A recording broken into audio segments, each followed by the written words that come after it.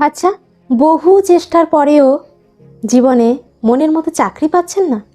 তাহলে আজকের টোটকাটি আপনাদের কাজে লাগবে। একটা কথা তো আপনারা জানেনই, মহাদেব ও শনিদেবের প্রিয় ফুল হলো অপরাজিতা ফুল। অপরাজিতা ভাগ্যের ভোল বদলাতে সক্ষম।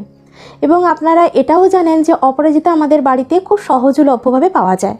নীল ফুলের এই জাদুতে, জাস্ট নীল ফুলের এই একটা জাদুতে অর্থকষ্ট কিন্তু চিরতরে চলে যাবে। জীবনে উন্নতি আসবে এবং যাদের বহু চেষ্টার পরেও মনের মতো চাকরি পাচ্ছেন না, তারা এই টোটকাটি ফলো করে দেখতেই পারেন। ইন্টারভিউয়ের আগের দিন জাস্ট পাঁচটি অপরাজিতা ফুল 5টা টুকরো করবেন এবং তাতে দিবেন ফিটকিরি। ফিটকিরি নিয়ে ঠাকুরের সিংহাসনে রেখে দিন।